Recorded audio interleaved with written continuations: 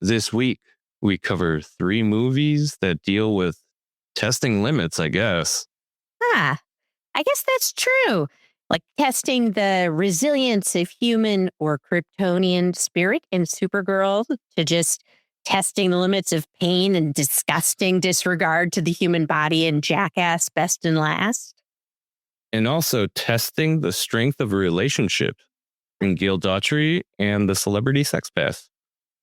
Yeah, I know we said we were going to talk about our top summer blockbusters this week, but since we were lucky enough to catch an early screening of the movie, we figured we'd push that to next week so we can give you this third new movie review instead. Damn, that sounds like a jam-packed episode of movies. We're basically at our limit. So let's just move on to the intro, I guess. This is... We should watch that. Episode 14. Yay! Movies. You should watch that Movies. with Ashley and Sushi. Feel the vibes. It's a night so lush.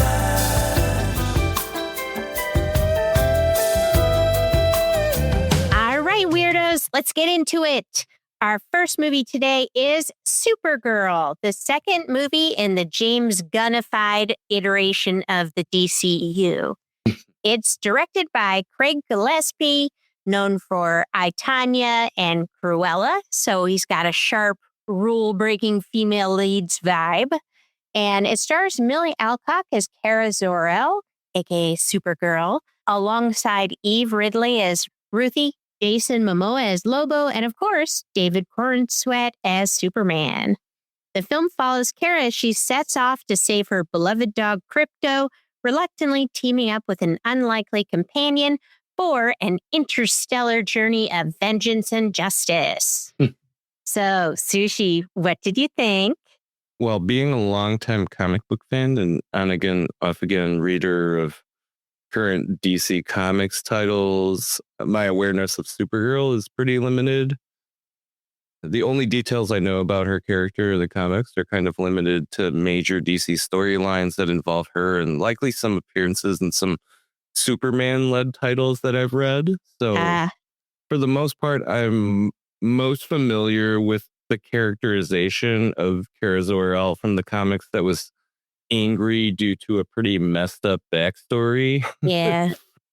By that, I mean, she was a teenage girl that was basically forced into a ship and put into suspended animation by her father as her planet was about to explode.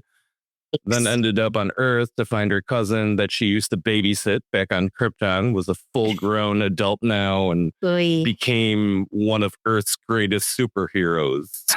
So that's a lot. Yeah, obviously a lot to deal with, which in the comics leads to some interesting story arcs. One of my favorite is when her rage actually leads her to being chosen as a Red Lantern. Ooh. But that's kind of a deep dive. So yeah, let me get back on track. Okay. Beyond that, I recognized Millie Alcock as Supergirl from appearing at the end of the 2025 Superman movie.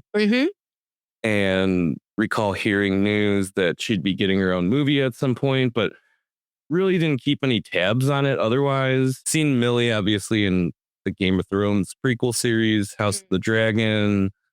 Aside from her, I think the only other people I recognized from the trailers were David Corenswet, who, like you said, played Superman in the 2025 movie, and Jason Momoa, who debuts as the DC Studios version of Lobo.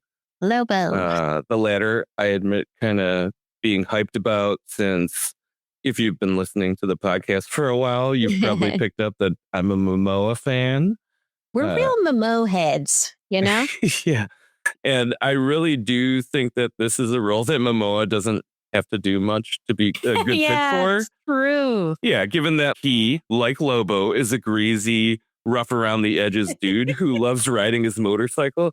I mean, dude literally just had to let makeup paint his whole body white except for some black face paint so he looks like whatever alien race Lobo's from, and have him chomp on a cigar. I don't even think they had to do much with his hair except maybe dye it darker. Yeah, seriously. Anyway, let's talk trailers. Between the teaser and the full trailer, the teaser was definitely the more fun one, given that it had Blondie's Call Me in it. Love it. And it seemed to highlight more of the action sequences.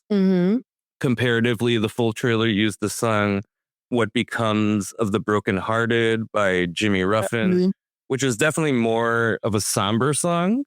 God, I love that song. Yeah, and the trailer pairs it with a heavier helping of tonally similar scenes of Supergirl's past and present that highlight the trauma she's been through and the isolation and loneliness she feels, even with a cousin that's made an effort to stay connected with her. Additionally, the full trailer pretty much covers the plot of the story, along with the central themes of grieving and otherwise dealing with trauma, as well as the argument over the best way to address or avoid everything that comes with it. So, given that the trailer was played pretty frequently before other movies we've seen recently, and I think was promoted at least a fair amount based on what I've seen as far as appearances from the actors on various YouTube channels and TV shows that cater to upcoming films, it at least seemed like DC Studios cared about trying to make the movie a success. Yeah. Seeing the movie, I didn't think that DC Studios did an awful job. Yeah. But unfortunately, this is definitely a superhero movie that suffers from being fairly forgettable and at least didn't have the kind of world building that the Superman movie did. And I think that it's because they chose to really only focus on developing Kara as a character in this movie. If you've seen the 2025 Superman movie, you probably remember that we got to meet Mr. Terrific, Green Lantern, Guy Gardner, and Hawkgirl. I think even with the limited screen time each of them might have had, the movie did a great job developing each of their character personalities on screen so that audiences could easily understand their personalities better and their power set. Right. Looking to the crew for this movie, I feel like most of the strengths in it are probably owed to the director, Craig Gillespie, since he's generally pretty well regarded by both audiences and critics when it comes to writing these kind of unusual characters that oftentimes deal with some serious character flaws. But moreover, because it looks like the writer, Anna Nagara, is more known for being an actress and playwright. And Supergirl is actually the first feature film she's written. Oh, okay. Yeah, I'm not close enough to this production to know for sure, so I can't say. But if she was responsible for any of the weaknesses in this film, I wouldn't be surprised if DC Studios rethinks her upcoming involvement in the untitled Teen Titans and Wonder Woman films she's supposed to be writing, because yeah, I mean, I don't know if somebody who has this limited of experience writing these large scale feature films is really the best person to be putting in this position. I will say I liked her dialogue, I think, but I'll get into it in my review bit too. Okay. As far as the cast goes, I don't think any of the roles they played were real breakthroughs. Millie Alcock isn't bad as Kara Zor-El, Supergirl. While I think she does a great job in moments that portray how a normal young adult would probably deal with all the crazy shit she's been through. And honestly, I don't blame her at all for how she does it. Yeah. My biggest problem with her character in this movie was that I really didn't feel the anger part. I could see that. Of her character, which I really do think was important to highlight in this movie, especially given that, and this is in the trailer, she tries to convince Eve Ridley's character, Ruthie, that revenge isn't the right way to deal with her loss. Right. It's not just that I didn't feel like Alcock's portrayal didn't do much to convey this.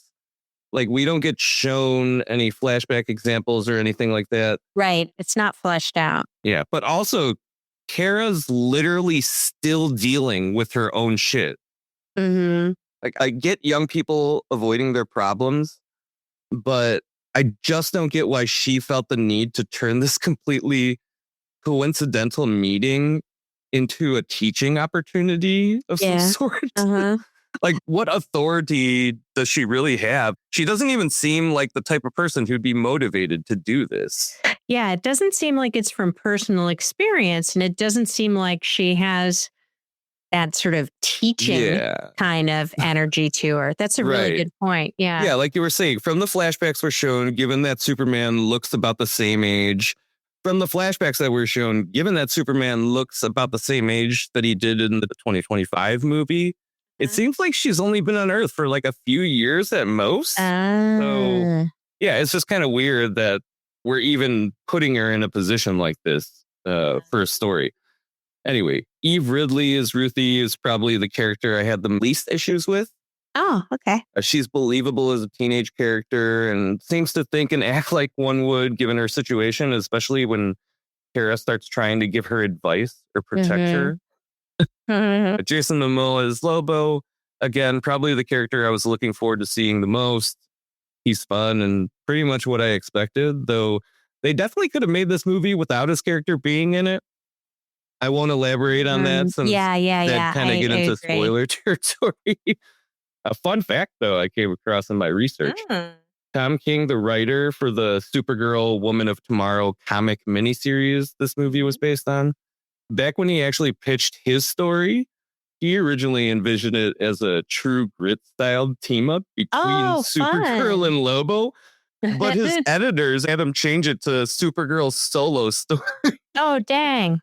So it's pretty interesting that ultimately someone, I'm assuming likely James Gunn, made the call to have this movie be his DC Studios debut. Yeah. So that's kind of interesting.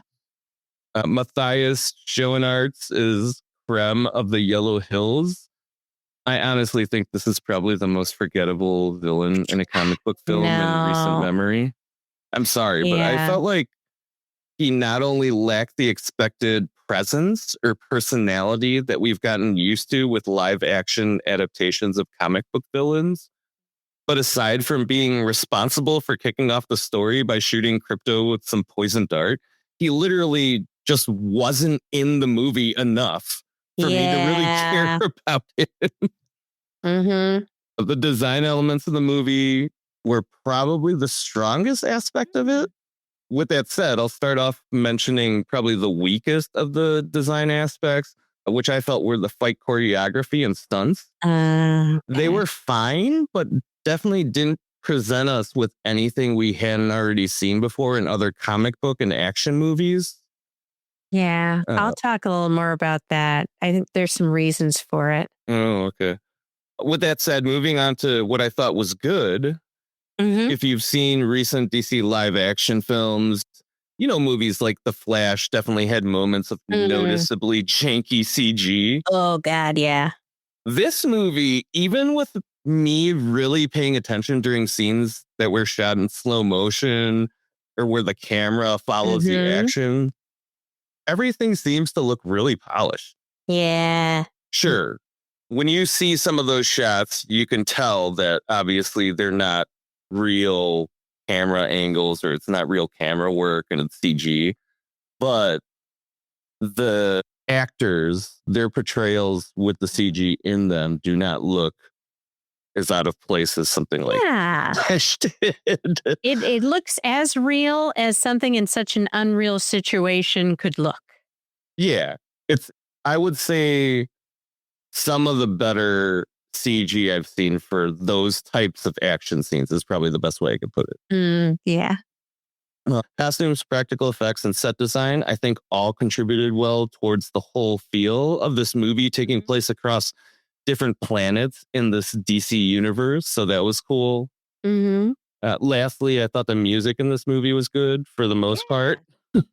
The score wasn't memorable, but there were some fun needle drops, even if one just seemed kind of weird. Yeah. A fun fact about that selection, though, and I'm sure those of you who see the movie will know the song I'm referring to. Yeah. Apparently, James Gunn chose that song out of, quote, about 45 songs that were in the running. Oh, man. I kind of want to hear what those other 44 sound. Yeah, really. I don't know how that happened. And he normally has such good needle drops. Yeah. Like, I loved that one from the Mr. Terrific fight in Superman last year. But then again, he didn't direct this film, so Yeah. Yeah, true. Not down him, I guess, completely. As far as whether the movie met expectations based on the trailer, yeah, I do think it actually didn't only do that with the story, but also with the overall lack of excitement and Oh, dang. lack of memorability when it came to Aw. the movie. Moving on to my ratings, I gave this a 2.5 for enjoyment and a 3 for quality. Oh, okay. Unfortunately, if I'm being honest, this is probably going to go down as one of the most forgettable comic book movies. Like my enjoyment score was right down the middle because I was split between enjoying the look of everything on screen and really disliking the writing. I think one of the biggest factors that contributed to my dislike was that we're basically asked to invest a lot of trust in Kara as a character without her having any screen time prior to this movie, except a few seconds at the tail end of the 2025 Superman movie. As a movie studio that makes comic book movies, there's unfortunately really no way you won't get compared to Marvel Studios. Yeah. So even if DC is trying to differentiate themselves this time around by having DC Studios focus on character-focused movies, as someone who cares about the world building and lore aspects of comic book-based entertainment, that's kind of the fastest way to make me think, okay, so I don't need to see every DC Studios movie, I guess. Yeah. Beyond that, I think weak character development of the main character followed with an extremely disposable villain and a Lobo appearance that was cool but arguably unnecessary rounded out the negatives. The quality as far as design elements was pretty undeniable. Like I said, the movie looked good. But the other part of quality for me always includes writing and how a movie compares overall to other movies like it. In this specific case, an action movie that also belongs to the comic book movie category. And this movie really just wasn't doing anything new or exciting as an action movie, nor did it make me care because I don't even feel the need to continue following DC Studio movies because this seems way too self-contained and none of the elements that really characterize it as a comic book movie seem like ones we're going to revisit any deeper in the future. As far as recommendations go, I'm going to stay on topic with Supergirl and recommend the 2023 DC animated movie Legion of Superheroes. Supergirl is actually the lead character in the film, but I will preface this by saying that you might feel the need to watch some of the other DC animated films from the same Tomorrowverse story arc that it's part of for more context when you see it. So, just keep that in mind if you're not somebody who likes animation, but you are somebody who cares about kind of understanding lore or the larger story that a film might be a part of. That might bother you a little bit. So, yeah. What did you think about Supergirl? Well, I have mixed feelings about Supergirl because I had a really good time watching it. But the more time that passed after I left the theater, the less I found myself remembering. I felt like I had Supergirl amnesia.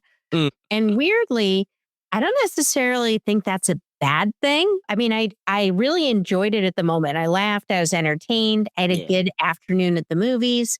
But then when I started thinking back on it a few days later, there just weren't that many individual moments that really stuck with me. What did stick with me, I will say, was Kara, the character and the performance. I don't think I've ever seen a superhero movie that understands what it's like to be a complete train wreck in your 20s like this one. I mean, damn. Yeah, I guess I'll give it that. Yeah. It's amazing. Like Kara starts this movie partying, hungover, avoiding responsibility. And she is just trying not to deal with her life. And I really related to that. I have been there. You know, that feeling where you don't really know what you're doing and you're just hoping eventually something will click, but you're going to have fun in the meantime. And I love that this movie doesn't judge her for being a total wreck. Instead, it just sort of slowly shows her finding her purpose through trying to save crypto and helping Ruthie. She starts realizing she's capable of making a difference. I think that Millie Alcock really sells both the train wreck version of her and sort of as she's learning lessons along the way. You know, she's really scrappy and charismatic. And she's, oh my God, she is tiny. She's minuscule, but she's still believable in the fights, both in the way she fights and just how much she sells it. Also, I loved all the character moments. I think I agree with you that the script overall lacks some oomph, but I think there was some good dialogue and I liked the character moments. Like she's in this spaceship that looks like a crappy apartment. She answers the door and she just goes to pee while she's still talking to the person who showed up. You're like, that's hilarious. I know that girl. Then she falls asleep on the toilet and gets jolted awake when the person at the door starts speaking again. I loved that. I appreciated those moments almost the best because they were the most unique thing, I think, in the movie. Once you get past Kara, I think that the movie does get more uneven. I think the cast is good. I think the performances are good, but I'm just kind of mixed on how they use the characters. Like, we have Superman, amazing, but I wish we got a little more of him because I think that seeing his optimism bounce off like Kara's mess and aimlessness and cynical vision of the world, that would have been a stronger way to explore who Kara is. Ruthie is used as someone for Kara to care about. But outside of wanting revenge, we don't really learn a lot about Ruthie. And Jason Momoa, oh my God, he is so much fun. He's just like, you see him on screen and you just want to giggle a little bit because you're so happy he's there. And yeah, he's great, even though, like you were saying, why was he there? And I think my biggest criticism of this movie ties into the overall lack of specificity or lack of having a specific point of view. Because one of the things I really look forward to with these superhero movies is the action. And I was entertained while I watched the movie. I didn't think there was anything wrong with the fights. But afterwards, I just couldn't remember anything. I only remembered the beginning of the very first fight, and she is fighting through this whole thing. You compare that to Superman, where I can instantly picture multiple standout action scenes. Or if you're going to the best of the best in action, like Furious that we just watched, where every fight has its own identity and purpose and unique way of working within the space. Here, the action mostly just feels like, hey, she's just punching her way through it, obstacle after obstacle. They sort of blend together. And afterwards, I was really curious about who did the stunts because I like following who the second unit directors and stunt coordinators are. I think it's really fascinating to look at their careers. What I discovered is Craig Gillespie, the director, chose to direct both first unit, which is typically what a director on a film does. That's like the main scenes between actors. But he also did second unit. Normally, there is a different person doing that, shooting the smaller scenes. And in large movies like this, they're in charge of the action design. Has he done any other movies with heavy action scenes? I feel like he does a lot of character-based movies. He does. From what I know of his movies, the two I mentioned earlier, and I know he did the Ryan Gosling one. Oh, dang. Why did I forget? I know he did Cruella. Yeah. But I don't think he's done one of this scale. And I think that's a real shame to lose a second unit director. Like, I understand wanting to have the action tied to Kara's emotional state, which is what he said was his main focus. But bringing in another creative voice, someone whose entire career is thinking about action, that's going to get you way better fight scenes. I'm sorry. It just is. You're going to have a unique perspective and knowledge of what's possible. So I was disappointed to see that, but it did make sense with what I saw, how things were good overall, but not distinctive. But one thing I did like throughout the movie is the theme of being nice is not the same as being good. Superman has figured his life out. Kara doesn't have anything figured out, but that doesn't stop her from helping people. And I thought it was a cool idea and it was executed well.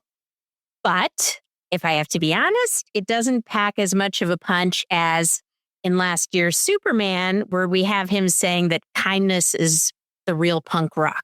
It doesn't have that memorability and that strength. So overall, did I like Supergirl? Yeah, I did. Just maybe not in the way I like some other movies like Superman or The Dark Knight or The Winter Soldier. You know, those. I'm never going to like anything better than The Winter Soldier. I know. I did mention it because I know it's your fave. It's kind of mean of me to put Supergirl in that movie in this same. I mean, it's like you want it to be compared horribly. Like no. I want this movie to succeed. You know, I want to be super entertained. Yeah. I want the creatives to have their vision realized. Yeah. No, I understand. I feel the same way. I just feel like it was just a strange combination to have it so polished, but also so forgettable. Yeah, I've been going over in my head since we saw it. What kind of a movie is this? Like, it's not like those other superhero movies I mentioned. It's not even like Ant-Man or even the Marvels. I kept trying to figure out what it was. And yesterday I stepped outside into the 95-degree heat and it hit me. Supergirl is an air conditioning movie. Okay? If you're like me and grew up without air conditioning, every summer there'd be that one insane, brutal, hot day where my mom would say, "This is too much. Let's go to the movies." Not because there was some masterpiece playing, but because you knew you'd cool off, you'd have fun for a couple hours and forget how miserable it was outside. And that's exactly what Supergirl feels like. It's colorful. It's funny. It's genuinely enjoyable to spend time with. But am I going to think about it 5 years from now? No way. But on the other hand, 2 hours on a summer afternoon, that's not so bad in weather like this. So for my scores, I actually gave the inverse of yours. So I gave it a 3 for enjoyment. I did really have a good time. I walked out of the theater happy, but quality, once I started thinking about it, things fell apart. So we landed on a 2.5. But I do like Millie Alcock in this role. And hopefully it's something where in the right story, that character can shine. Yeah. I mean, I guess there is one thing that I will remember from this movie. Yeah. How Jason Momoa's abs were literally painted on. Oh my God. Seriously. Oh my God. I couldn't believe it. You know what he looks like to me? He looks like when you see the Ninja Turtles undercarriage. Yeah, it does really like look like that. It looks like he's a hero in a half shell. Yeah. And I know we don't really do spoilers, but I will say this really quick thing about Jason Momoa and his painted on abs. They're not trying to hide that shit because there's literally a scene where they draw attention to it. So, yeah, it's kind of funny. Like when you see an old man at the grocery store wearing a shirt of a man's chest with abs. Yeah. It's that kind of energy. Yeah, because we know Jason Momoa isn't serious about that shit. I don't know if you guys out there have seen the interviews with him before. Oh my God. But Go on a there's this YouTube really spiral. great interview where they talk to him. And he basically is just like, yeah, I ain't going to work out unless somebody really pays me to do it. Hey, that's my attitude as well. No one's paid me yet. Yeah. So it's like, well, we obviously know that Zack Snyder did that. Yeah. You definitely worked out for that movie, but you didn't for this one. So, oh, man. You know, it is what it is. But yeah, I guess I will remember that. So, well, on to the news. Take that memory with me. I like that. I like that very much. Yeah. To the abs. I don't know. To the abs. Oh boy, friends. This next one is wild. Next up, we're talking about Jackass, best and last. And I do mean colon. This movie is directed by Jeff Tremaine, who's helmed every mainline Jackass movie in the franchise. So this is very much him closing the thing out that he built since the beginning. And the cast is, your OG crew. You got Knoxville, Steve-O, Chris Pontius, Wee Man, Preston Lacey, Dave Anglin, etc. Plus, you've got newer additions who just joined up in that last Jackass movie a few years ago. So it's not a total reunion, but there's some fresher blood mixed in as well. Now, this is the section of the intro where normally I tell you what the movie we're discussing is about, but this is Jackass. This is not a normal movie. There is no plot in sight. It's just mayhem, composed of new footage, unreleased clips, and best of type moments. There is, however, an ongoing theme of getting older and, according to Knoxville, ending the franchise. I mean, will it likely be the last Jackass? I don't know. I have my doubts, and several members of the Jackass gang do too. But anyway, let's get into it. What did you think about this madness, Sushi? Well, I've pretty much been a fan of Jackass since it aired on MTV back in October of 2000. Goddamn near 26 years ago. Oh, that's rough. I've probably followed the movies and guys associated with it less closely over the years, but I think I've pretty much seen every theatrical release movie they've put out, except maybe the last one, since I remember it was delayed due to COVID. And for me, 2020 to 2022 is still kind of spotty as far as keeping up with newer releases. Yeah, definitely. But yeah, needless to say, I'm familiar with the franchise. Seeing the trailer, man, kicking off with a montage of old footage when the guys were young, with some heartfelt music playing in the background.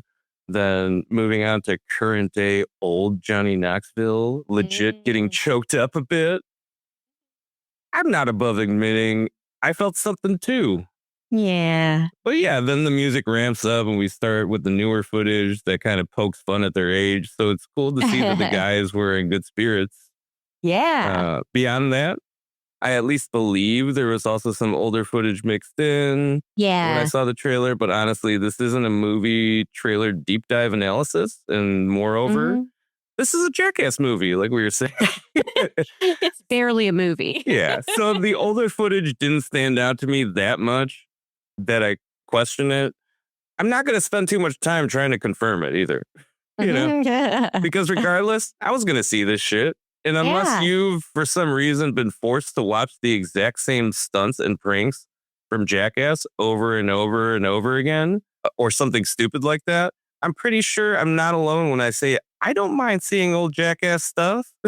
Yeah. It was a different time when only select crazy people got paid to hurt and humiliate each other on screens for money. So I get if younger people don't really understand the appeal. That's so true. All that to say, I expected this movie to be mostly like the other Jackass movies as far as content, but maybe leaning a bit more into retrospective territory. And that's pretty much what I got when I saw the movie. I really truly believe that aspect of looking back on the whole Jackass franchise in this movie was what ended up really setting it apart from the other movies. Which I felt were pretty much just collections of stunts and pranks that were filmed since the time the movie before it was filmed. So, right. Yeah, I honestly think leading up to the movie, believing that we'd get kind of a retrospective movie, I did have some concerns regarding the quality, especially with this being the fifth Jackass film and Johnny Knoxville admittedly unable to do any stunts that could cause him another concussion. Right. There was always a chance that it seemed too much like a cash grab. But luckily that didn't end up being the case at all.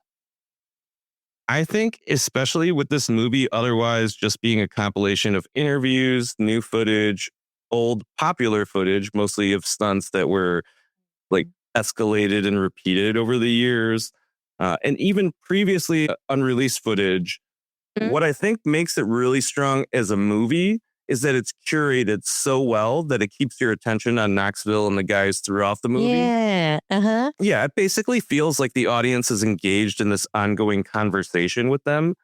And they're either in the middle of doing new stuff or just reminiscing on some notable old stunts they did or showing off previously unaired footage. So, yeah, Damn, that's true. it really just feels like you're hanging out.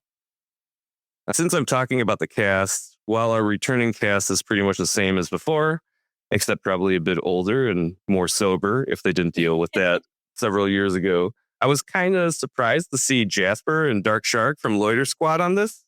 Oh, yeah. But then again, I think Tremaine also produced that show. So okay. I'm sure these guys all crossed paths at some point previously. Mm-hmm. So yeah, not too much to talk about as far as the cast and specific people, I guess. Oh, but I will say that the OG Jackass guys, definitely Knoxville and Steve-O, man, they did look like dudes that were old enough to really call it a day after the last few stunts in the movie.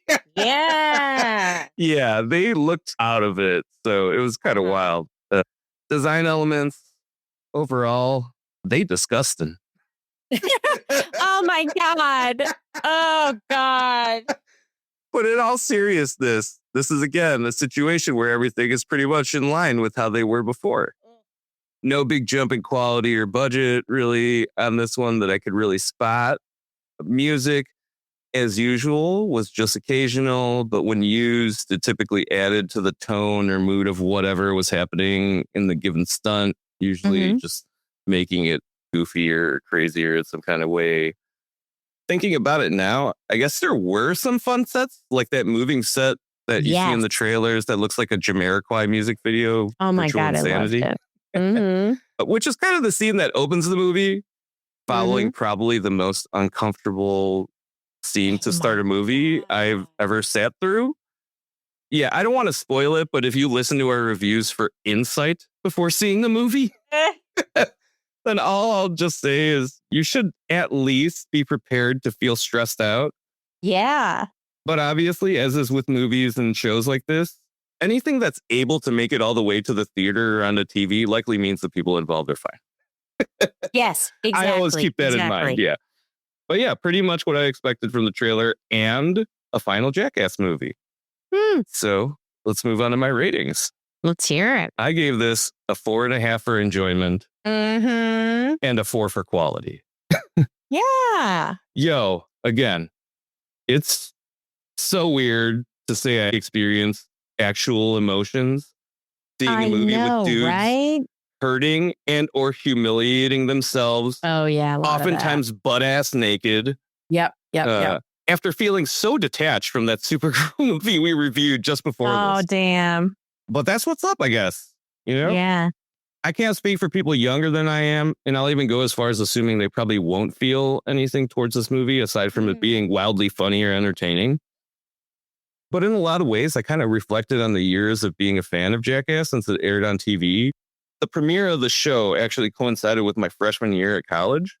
Oh. So I got real memories tied to Jackass. It was like, regardless of how rough of a week I had at school or how crazy of a weekend I had party, myself and most of the other guys on my dorm floor would have their doors open on Sunday nights without fail whenever we watched Jackass, since it was pointless having them closed given how loud everybody was laughing for that half an hour each week. Oh my God. So yeah, that said, I can't deny that contributed to my high enjoyment rating for this movie. I mean, how else can I give a movie with some middle-aged dudes still punching and kicking each other in the nuts for money after 2 decades of doing so? Like, I couldn't. Well, we do watch wrestling. Yeah, I guess.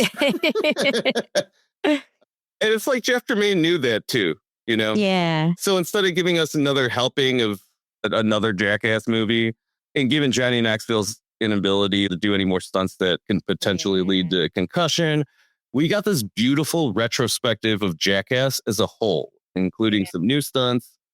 It's really kind of the perfect helping of everything because it gives you something new, lets you relive some memories, but also shows you some footage that was never aired previously. Yeah, that what was more cool. could you want from a Jackass experience as a whole. That really leads me into quality. How can I even evaluate a movie like this qualitatively? Sure, there might be a story there, but it really isn't story-based either. Seriously, how do you critique a bunch of dudes getting together and doing wild stunts while also being completely aware of how potentially stupid and dangerous they are? You can't. God. It needs to be more, and we honestly got more than we ever expected. I mean, there's moments of the previous Jackass TV episodes and films that I could easily step or look away from as they were on screen, but I felt pretty glued to the screen during this movie. Yeah. Oh my God. Yeah. Like I was mentioning before, that feeling I really feel is due to how well this movie was assembled and curated. If not for the type of content that it's covering, I honestly think you could mistake it for a pretty solid documentary.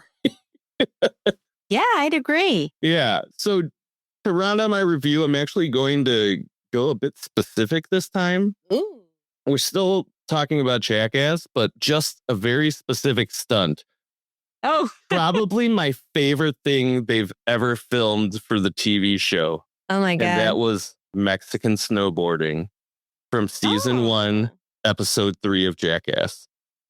I mostly love this stunt because it's not really one where the guys are getting seriously hurt because it's happening on sand dunes. But it's kind of one that puts some of their more innocent, goofy humor in the forefront. Yeah. It stars probably my favorite dude from the OG cast, Chris Pontius, along with Mike Kasich. Both dudes are decked out in ponchos and sombreros and getting pulled by four-wheelers across sand dunes while on boogie boards. They wipe out, get sand in their goggles and mouths. It's hilarious.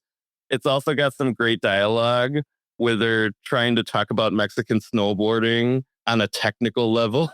Oh my God. Like how the style that they're doing isn't the traditional style. And also there's some amazing quotes. I'm just going to run through a few of them for you. The first one is, looks like we might have some federales when they see the cops pull up while they're doing this. The next one is, this is the original Mexican snowboarding. This is where it all originated, baby. Las Osos, Mexico.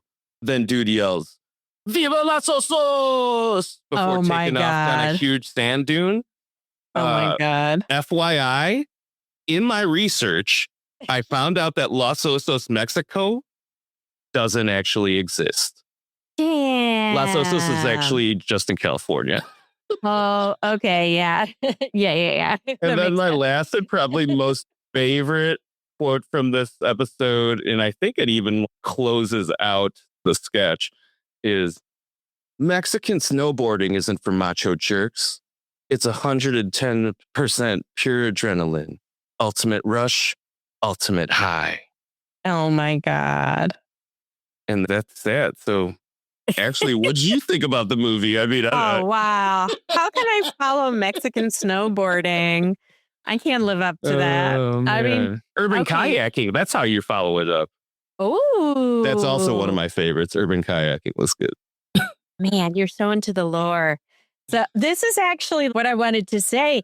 I've never been a big Jackass person, I think a lot of it is just because of my personality, man. I mean, I am not a daredevil.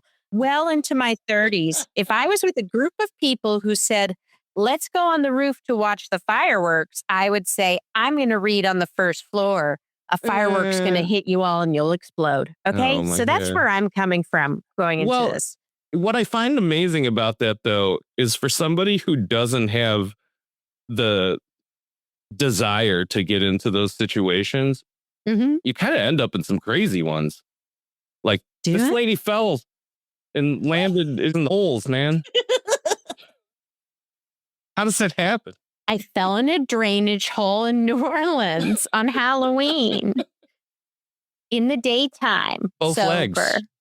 No, just one. Just the one that time. That was both legs. Then again, maybe that's why I'm so cautious, because I know it is not my nature. Yeah. But I never fully got why people love this show and movies. Then I watched Jackass Best and Last, and for the first time, I think I got it. I always assumed the appeal was kind of watching people get hurt And there's plenty of that. But what surprised me is that the movie isn't really about pain. I mean, it's just so much about friendship and also a lot of imagination in a way that I never realized before. Yeah. These guys are nuts. Okay, the opening sequence really caught me off guard. Woo! I'm not going to say what the stunt is, but I'll say that it was incredibly shocking. And the fact that I know how it turns out didn't make it not stressful. Yeah.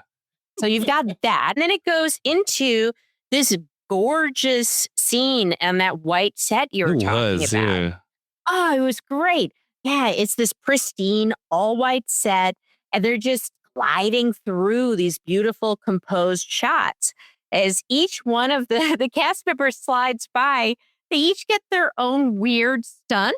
They just slowly move up to electrodes and get zapped. Yeah. Or somebody gets slapped with a giant hand, which is a classic. And then someone else just gets cornered among 3 cacti. Yeah, it was probably one of my favorite parts. It's like, you knew it was coming. It's just slowly happening. It was so slow. And you're like, he's just standing there because that's what he's here to do. Yeah, that's what he's getting paid for, man. I know. It was so choreographed, so cinematic. I mean, it was kind of gorgeous. Yeah. I loved that.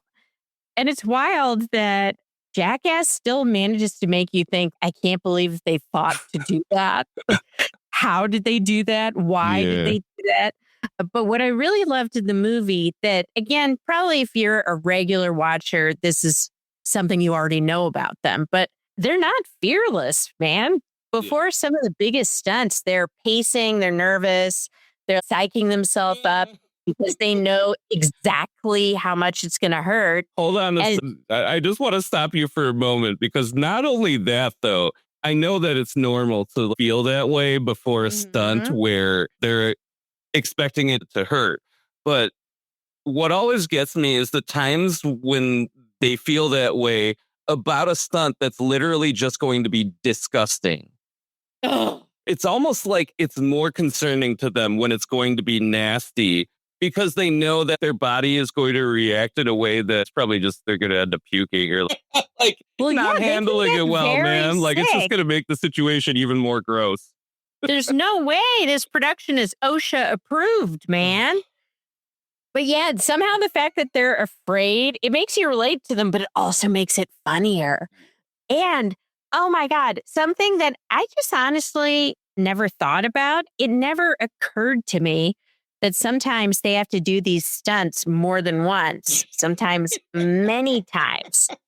Okay? There is a sequence where Johnny Knoxville does an incredibly dangerous stunt. Afterwards, he watches the playback and realizes it isn't what he wanted. So he's like, damn, I have to do it again. Oh, man. But what happens blows my mind. His reaction to that is not fear of doing the stunt again. It's someone in a creative field who is trying to get the shot they want, who's trying to get their creative vision across. Yeah. But also, it's disgusting and insane. And right after he realizes he has to do the stunt again, there's this amazing moment. Okay, Knoxville just quietly rests his head against one of his friend's shoulders for a second. And he just sighs. It's just this moment of vulnerability. It's like he's trying to work up the courage before doing something he knows is a terrible idea. Oh, man. And you know what? It was a terrible idea. There were consequences. But yeah, these guys aren't fearless. They just love making each other and us laugh. So insane. I think that I spent probably the majority of the movie gasping and being like, ah!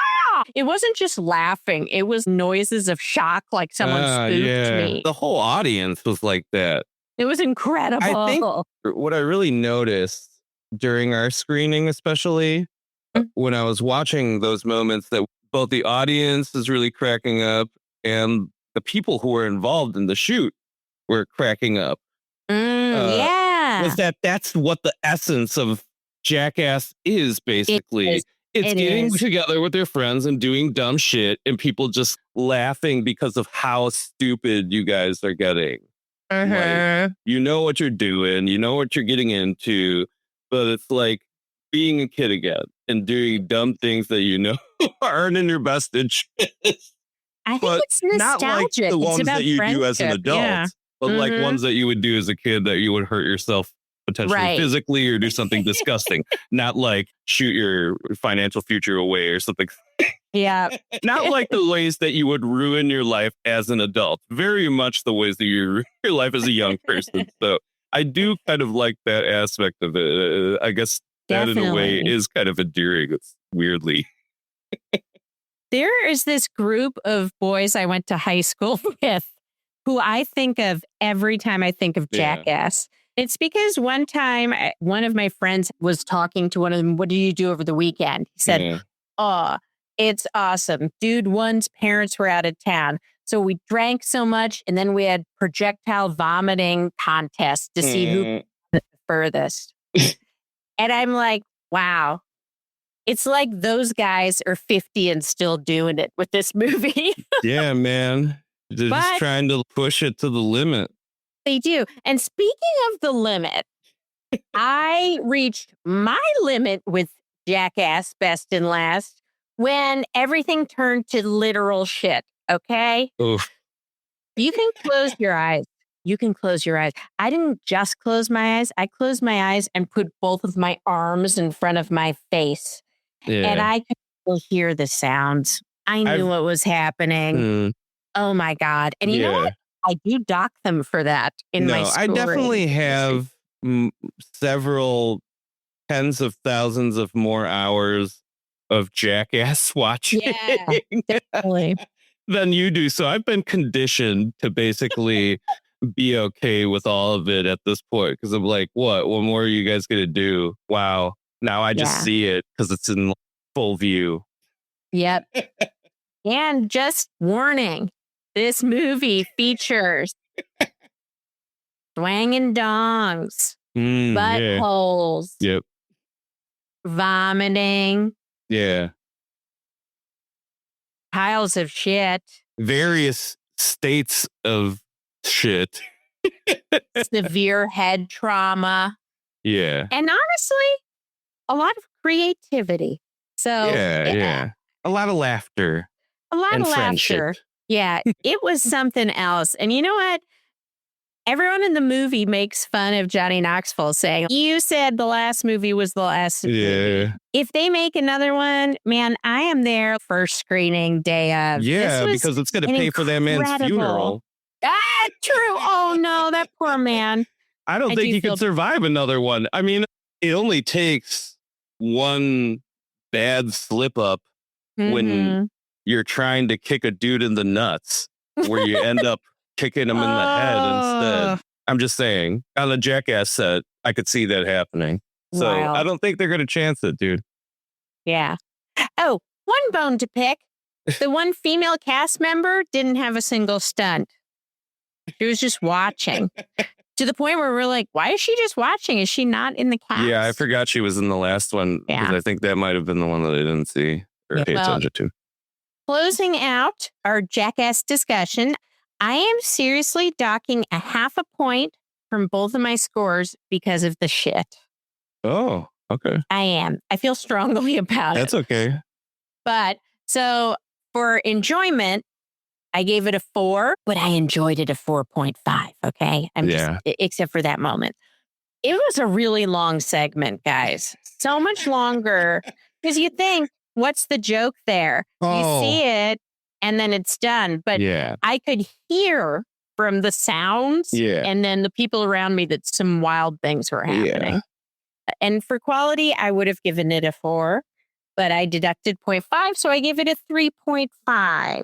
But I think that's pretty damn good for not quite documentary, not narrative. No, that's actually really good. And, compilation. I assume that you, like other people who didn't watch Jackass regularly, were just aware of it as a phenomenon. Like, Yeah, if man. you're not really somebody who watches Jackass, and especially haven't like followed it as it's progressed throughout the years, you probably don't really have context as far as how disgusting it can get. Yeah. But there's one thing that I do want to mention that I did think about that was related to that.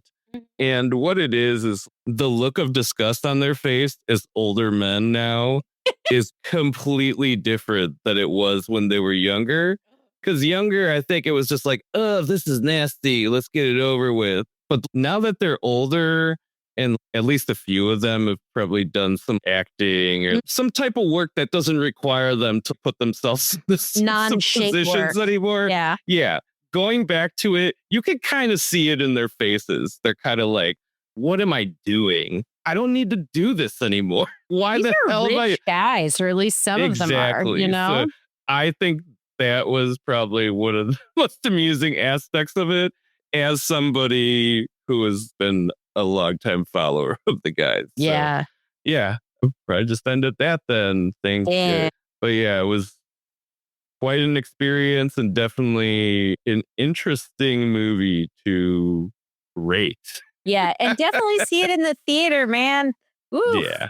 It's wild. It's a good time with Although there's things the you don't want to audience. see that large on a screen. So just, again, close your eyes and then cover your face with your arms. It works like a charm. Funny. All right. Onwards. It's not over. Stop it. No more butt rock. I'm so sick of the butt rock. However, the butt rock is justified because of the way it ties into our next movie, Gail Daughtry and the Celebrity Sex Pass. This one is definitely just destined to be a cult classic, okay? It's directed by David Wayne, the guy who basically wrote the book on this kind of unhinged studio comedy. He's probably best known for Wet Hot American Summer, and he co-wrote with his longtime collaborator, Ken Marino, who is also a fellow former state member. It stars, oh my God, such a good cast. And because I love them all, I'm just going to tell you a bunch of names, okay?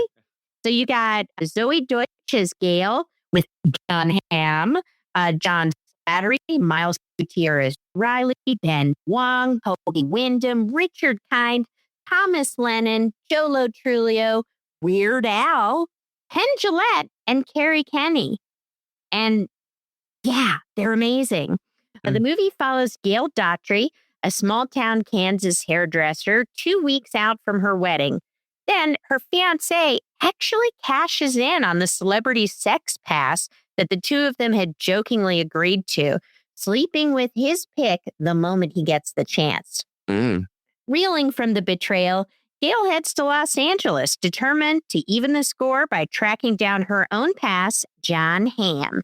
Along the way, she picks up a ragtag entourage, talent agency assistant, a washed-up paparazzo, and an out-of-work John Slattery, while dodging a group of Italian mobsters, hunting them down the whole time. It was a lot. What did you think, Sush? Well, first of all, I would say that Gail's situation is unfortunately unlike the band Daughtry's Oh my God. situation as described in the lyrics. Home, which if you forget, where I'm going home, Oh, God. back to the place where I belong, Oh, God. and where your love has always been enough for me. But for Okay. Gail, that's the opposite. Oh, very insightful, Yeah, so it does Sushi. also tie in. Amazing. But literally, other than that, I don't have very much to say. Correct me if you feel differently, but I'm pretty reassured that this was just one of those movies that we knew we couldn't pass up. It had a wild enough title and premise, strangely diverse cast of new and longtime names in TV and film, Oh, and yeah. fit enough ridiculous, funny shit within the little over 2-minute trailer that we kind of had to see it after literally only seeing the trailer once. Mm-hmm. I honestly didn't even catch or look into who directed or wrote this. I was just sold on what I mentioned before and just how insane the trailer was. I'm not making that up because that was the only thing that I experienced connected to this man. movie leading up to actually seeing it in the theater. So, hey, really short start for my review on this one. Seeing the movie, it was pretty much everything I expected from the trailer, but as I hoped, they still saved a lot of hilarious moments that weren't in the trailer for the movie itself. I mean, even a lot is kind of an understatement. But when I kind of looked into the writer-director team on this one, it made a lot of sense that it delivered the type of humor that it did. Even if I admittedly didn't recognize either of the guys by name alone. Yeah. But comedian David Wayne actually directed this. He's definitely worked on a bunch of stuff I've seen before, but Role Models is probably my favorite movie he's worked on. Oh, cool. Also, Ken Marino co-wrote this with him. I'm personally most familiar with Marino from his roles on Brooklyn Nine-Nine and Adult Swim sitcom Children's Hospital. Oh, right. So it was cool to discover that he actually directed several of the episodes of Children's Hospital in my research, since I mostly knew him as a comedic actor. If you don't know the type of comedy Wayne and Marino are usually involved in, it's really difficult to describe this movie without spoiling the plot, because this is really one of those movies where the plot is mostly taken up by this adventure of sorts that Gail and her friend go on, and it wastes very little of the early runtime setting things up. With that said, I know Ashley and I both mentioned that we thought the humor in this movie really reminded us of the 2021 comedy Barb and Star Go to Vista Del Mar. Oh my God, yes. With Kristen Wiig and Annie Mamolo. Same sort of weird, seemingly innocent leads that just have this weird essence of unhinged. But by the time you kind of realize that, you're like trying to stay afloat in this sun tsunami of off the wall shit that you were never expecting in the first place. Hopefully that makes sense. But needless to say, this movie was right up our alley. As far as the cast goes, and just apologizing in advance, because I might at least hint at a given actor's degree of involvement or character. But I will make my best effort to not spoil any moments from the story. Okay. Zoe Deutsch, who played the lead character, Gail Daughtry. I didn't recognize her, but I found out I've actually seen a few movies that she's been in. Juror number 2, which Ashley knows I kind of hated. Yeah, not for me.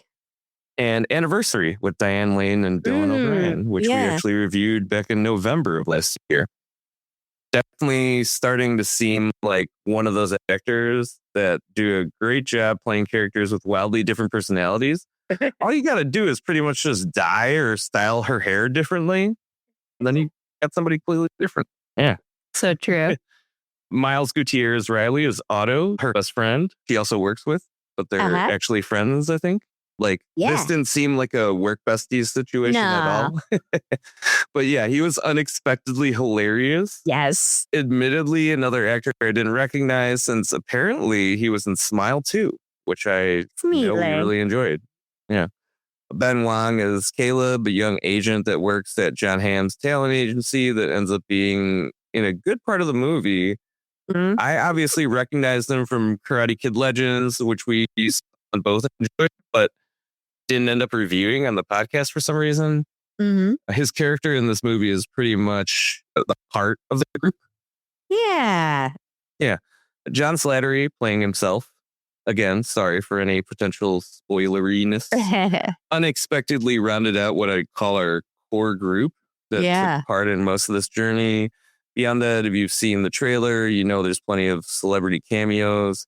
Most notable to me were Ken Marino, Thomas Lennon, Joe Latrulio, Fred Melamed, and obviously John Hamm. Again, can't really talk about them too much because I might potentially spoil stuff if I do. So while I know we compared the humor in this movie to Barb and Star, as far as the design elements go, there's some similarities.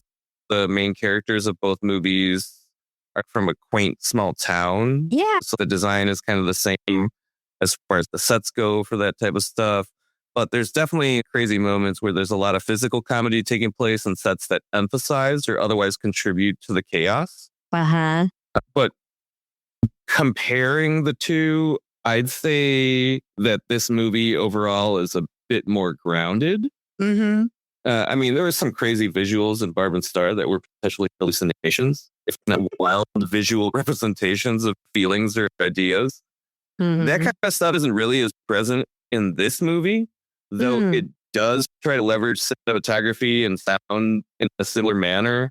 With the use of camera angles or incorporating amusing score or needle drops in order to enhance the humor in different scenes. Uh-huh.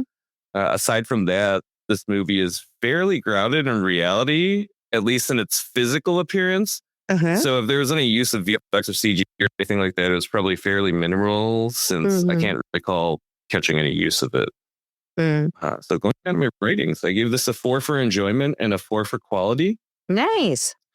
I was going to give this movie a higher score, but considering the reasons for giving high scores in both enjoyment and quality for this movie were kind of in line with the reasons I rated Stop That Train so high in last week's podcast.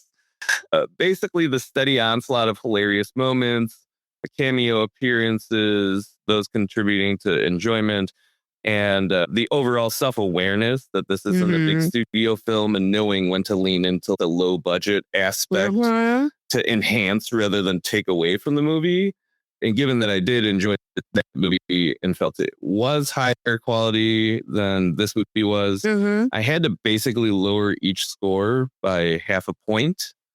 So that's how I got to that 4 for each one. But yeah, I really enjoyed this movie because it was a great fit as far as the humor, and it's always fun seeing some actors that at least seem like they usually gravitate towards more serious roles appearing in a movie like this. True, yeah. Anything from a cameo to a major character part. And yeah, like I was saying before, even though this isn't a big budget studio film, at no point during this movie did I feel like anything looked bad nor cheap. But there were some moments where either the cinematography or some kind of visual aspect of the shot seemed low budget, like in a student film kind of way, if that makes any sense.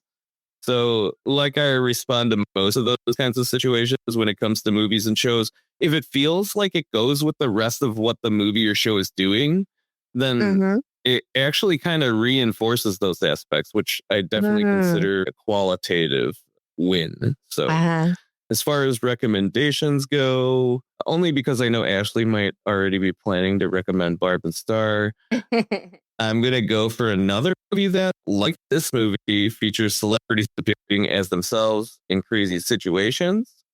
And that is This Is the End.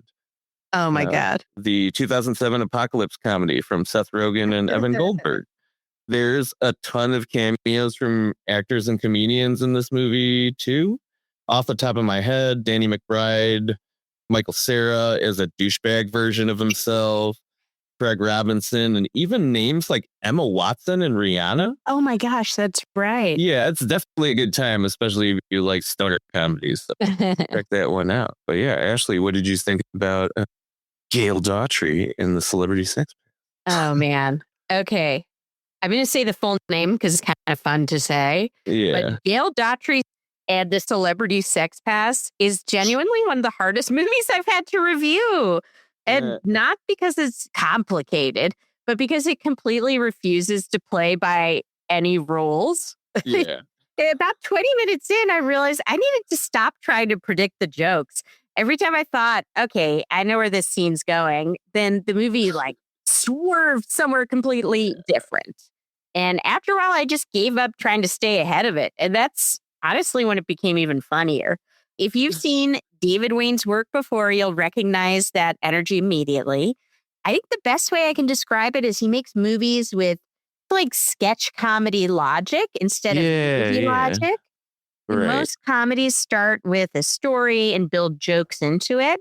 This feels like David Wayne started with what's the funniest, craziest possible thing that could happen right now, and then kind of work backwards from there. Right. And the result is a movie that doesn't just ignore reality. it ignores movie reality too.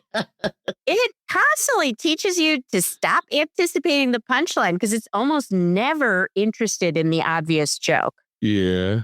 And the movie, man, it leans into familiar character types right away. All right. You've got the impossibly wholesome couple from Kansas, the supportive best friend, the Hollywood assistant, the celebrities. You immediately think you know these people and how they're going to behave. And that's the setup. The joke is that they almost never do. And it's not that they just surprised you once. The movie keeps changing the rules. Every time you think you found its rhythm, it makes another choice that feels like it wandered in from a completely different movie. And eventually, yeah, you just have to enjoy it and expect silly nonsense. Yeah. What's impressive is that despite all the chaos, it never feels random. Everything comes together really seamlessly despite all the madness. The movie always feels like it's moving forward, even when every individual scene seems determined to surprise and confuse you. Or at least that's how I felt. Yeah. But I think the most important thing here is the cast. None of this works if the cast isn't just completely committed. And they definitely are. A few that really stood out to me, oh man, John Slattery playing a version of himself is almost the funniest performance I've seen in a long time. Because he is just so willing to make himself look ridiculous. Oh, yeah. And then, oh man, Toby Wyndham is, I think, the MVP. He plays John Hamm's assistant with this completely straight-faced sincerity while saying truly the most insane things imaginable. And that just makes it even funnier. Ben Wong has this amazing sort of naive energy. Tom Lennon is out of control. Honestly, the supporting cast really steals the movie. Yeah. And nobody's worried about protecting their image or looking cool because they all look insane. Everyone is 100% committed. You just feel like they must have laughed so hard their faces hurt making this movie. Oh, yeah. It is just so silly. Mm-hmm. I also have a feeling it's one of those comedies that's going to get better on repeat viewings because there were multiple times that I missed jokes because I was still laughing at the previous joke. And I already want to watch it again, but definitely with subtitles so I can catch everything I missed. Yeah. More than anything, though, I just walked out realizing how refreshing the movie felt. Not because it's saying something profound, because it's not. It's barely saying anything. But because it's not trying to be anything other than incredibly funny. It just exists in a weird little universe where the biggest problems imaginable are completely ridiculous. And for 90-ish minutes, I think, it's just kind of a relief. You know, I just love going to a theater, forgetting your problems, and just feeling like you're in another universe of weirdness. And that's what this was. So if you're willing to let go of trying to predict what's coming next and just surrender to, I guess I would call it David Wayne logic, then I think you're going to have a good time. And then for scores, I gave the same to you, both fours. So for enjoyment, again, I was going back and forth between 4 and 4.5.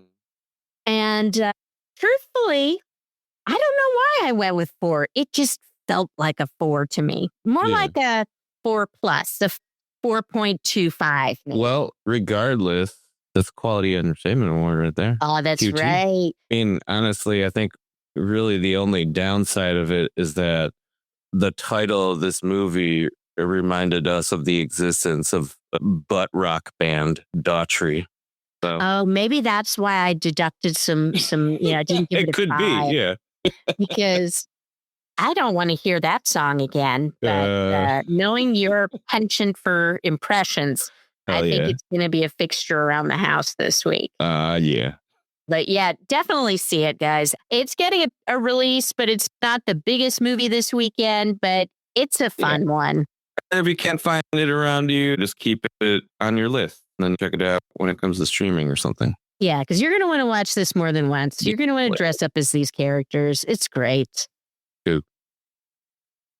Ashley. Whoa. Sorry, since we're on the butt rock tip this week, figured I'd go in that way. But yeah, what are we watching next?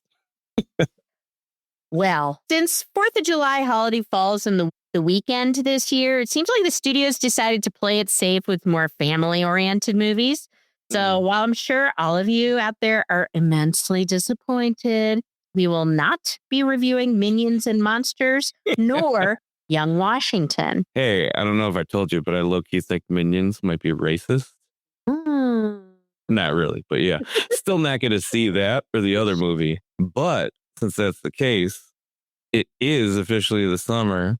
And in years past, studios actually put out some of their most expensive and ambitious movies around this time of year. Indeed.